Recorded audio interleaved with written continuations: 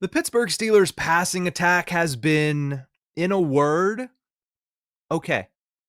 It's been okay. There are some people that are very excited about it, and honestly, I'm not going to rain on your parade. There are people that still think that there is way too much room to grow, and I wouldn't rain on your parade, wouldn't disagree with you either. I think it's middle of the road. It's okay. The Steelers are currently 19th in the NFL with 203 passing yards per game. Again, that screams okay to me. Now, here's the thing. For those that are very excited about it, I agree with you to a certain extent. What the Steelers have dealt with in the past when it comes to their passing attack, especially the last couple of years, when it's been Russell Wilson, when it's been Justin Fields, when it's been Kenny Pickett, when it's been Mitch Trubisky, this is a noticeable upgrade from that. Aaron Rodgers is third in the NFL in touchdown passes. We didn't see a lot of touchdown passes over the last 3 seasons in Pittsburgh. So Aaron Rodgers brought that back to the Steelers offense. He's 10th in completion percentage. It's nice to see accuracy consistently out of the quarterback position. But he's 24th in passing yards, 1,270 on the season. That's a number you would like to see get increased as the year goes on. DK Metcalf has been a massive piece to the Steelers passing attack, and I think that he's been everything you wanted him to be in his first year as a Pittsburgh Steelers. He's the Steelers' leading receiver with 22 receptions, 406 yards, likely going to cruise to another 1,000-yard season as the leader of your passing attack. I will say there have been a couple games where he's disappeared, but in this offense, it's not hard to do so. There's a lot of tight ends. There's a lot of targets that go around. It's not feed DK 16 times like we saw the Bengals do with Jamar Chase. So 3 good games, I'd say, 3 not so good games. And you can look at the box score and then look at the film and see what teams were able to do to kind of mitigate his effectiveness. But he did have 4 consecutive games with a touchdown from weeks 2 to week 5. That's something we have rarely seen out of a Steelers number 1 receiver over the last couple of years, is finding the end zone on a consistent basis. Behind DK Metcalf, though, I think there is a glaring need for another consistent presence in the pass game. You have a handful of players that, when called upon, every once in a while, can step up and play as if they were a number 2 receiver, but it's not consistent. Pat Freiermuth was on a milk carton until that game in Cincinnati. It was nice to see him have 120 plus yards and a touchdown and a huge game. But again, the previous 5 games, we were asking, where's Pat Freiermuth? Jaylen Warren is an all-purpose yards animal, but I'm not going to include him in this simply because he's not consistently utilized in the passing game where he goes for 60, 70 yards a game. He's a running back. Most of the time, that's not the case. Calvin Austin has shown at times that he can be a number 2 wide receiver. He has the skill set, he has the capability, but he's banged up. And how consistent is he going to be in the back half of the season now that he's missed a stretch of time? Jonnu Smith, he's reliable, but he's not going to be able to put up those numbers that's going to kind of mirror a number 2 wide receiver. So again, the Steelers, and this has been the case ever since they traded Deontay Johnson, they need another consistent presence in their pass game. They thought it was going to be Brandon Ayuk for a summer. It didn't end up being Brandon Ayuk. They traded for Mike Williams, and they barely used him because, again, not a consistent presence as a number 2 wide receiver. This summer, there was a lot of questions of what they would end up doing. They go out, they get DK Metcalf, and all of a sudden you're saying, okay, we have a 1-2 punch, DK and George. Then they trade George. That's a conversation for a different video. I, for one, don't believe he'd be putting up the same numbers and having the same season in Pittsburgh, but that's just one man's opinion. But the point is, we're still in the same spot that the Steelers were in when they traded away Deontay Johnson without a realistic backup plan at wide receiver 2. So the question becomes, with the trade deadline just under 2 weeks away, will they fill that need? And if they do, who could that be? There's one player that a lot of people have mentioned that's not an option. Not only because the Philadelphia Eagles flat out said he wasn't going to get traded earlier this week, that's a big reason, but because I don't think the Steelers are going to bring in another bona fide number 1 wide receiver. If they're bringing in a guy that appears to be a number one on the team he's on, it's because he's on a bad team and he's realistically a number two, but he's been forced into that number one position. That's not A.J. Brown. So I think that's a pipe dream that we can kind of put off to the side and mark under not happening category. There are 4 names, however, that have been talked about, and I think of those 4 names, there is a most likely to come to the Steelers, and I think there is a best option, and I don't think they're necessarily the same guy. Let's start with the most likely, and then we'll talk about the other 3, and I'll tell you who my best option is, and let you tell me in the comments who you think the Steelers' best option is. The most likely option is Tyler Lockett.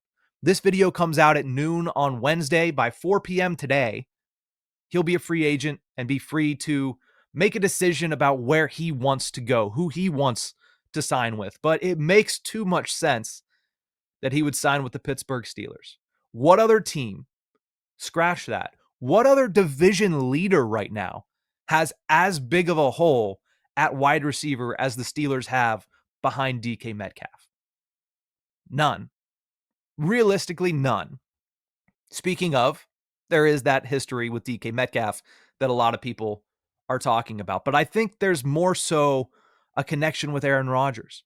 And it's not a previous playing connection, but I think it's just the fact that Tyler Lockett almost perfectly fits the mold of what Aaron Rodgers loves in a veteran wide receiver. For one, he loves veteran wide receivers. But for two, he's a wide receiver that knows how to find pockets in the defense, that knows how to find open space, not just during his route, whenever he can read the defense and find that little sliver of space that the quarterback can then expose. But if the play breaks down, Tyler Lockett has shown the ability to read the quarterback and know where he needs to be to get open for that quarterback. That's what Aaron Rodgers loves. All of that and more. So it feels like those two would be a match made in heaven. Not only that, but you match that with the fact that this is, of all the receiver options, the lowest risk acquisition because you don't have to trade anything away to get him. You just have to sign him. And I think Tyler Lockett is probably the most likely option for the Steelers. And by the time you're watching this, Tyler Lockett might be on the team already. And now I understand there's one thing that you have to look at. Hasn't his abilities, hasn't his numbers taken a dip over the last couple of years? This year, it's been bad, but he's also been in Tennessee. Last year, the numbers took a notable dip, but even then, in 2024, he finished with 49 receptions and 600 yards, which is considered a down year for Tyler Lockett. That down year would still be wide receiver 2 numbers this year in Pittsburgh. There is no receiver outside of DK Metcalf on the Steelers roster that is on pace for 600 receiving yards. So again, while it's not the flashiest name, I do think this is the most likely acquisition for the Steelers. The other 3 names here, Jakobi Meyers has been talked about a lot out of Las Vegas. He is a prototypical number 2 wide receiver, and that's what the Steelers have been missing. He's in a contract year, so you don't have to worry about buying into the future unless you absolutely want to. And he's coming off of a career year himself with that Las Vegas Raiders squad. So you bring him in, you give him a really good quarterback, and you can potentially see him flourish for the first time in his career in that number 2 role. And then there's 2 guys down in New Orleans. Rashid Shaheed, which a lot of people are starting to get behind the Rashid Shaheed train. He's in a contract year at 27 years old. Big play threat, so kind of gives you another option opposite DK Metcalf to just gash the defense on a big play. 11 yards per reception for Rashid Shaheed.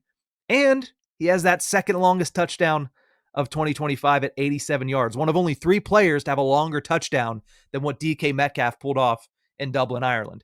Not only is Shaheed somebody that everybody's talking about out of New Orleans, but then there's Chris Olave. He is an interesting one. 25 years old, most expensive acquisition of the 4 that I've mentioned, not just because he has his 5th-year option that I'd imagine you would end up picking up in 2026, but it's going to cost you the most to get him.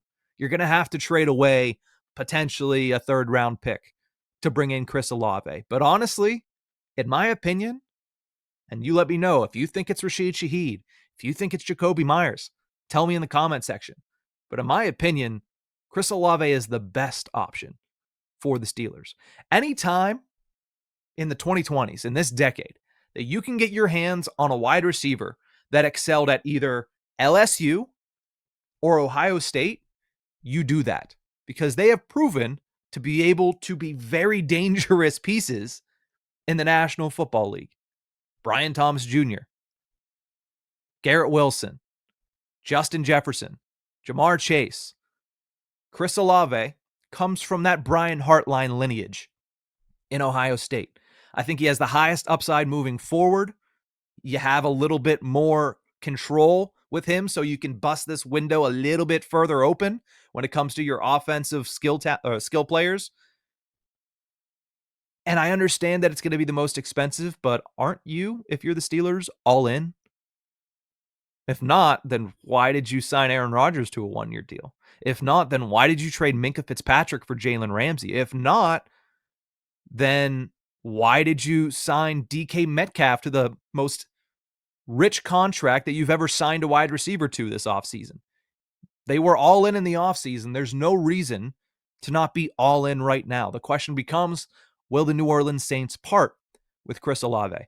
I think that they've done this, hey, we want to make sure we keep weapons here for our quarterback thing a little bit too long.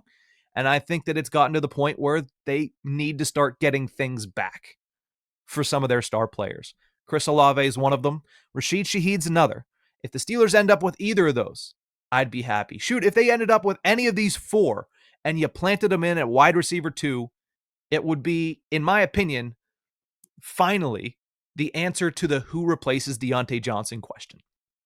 There have been times where I thought it was Calvin Austin, and I think he has talent, and he is definitely a bona fide number 3, but he is yet to prove that he can be that number 2 on a consistent basis.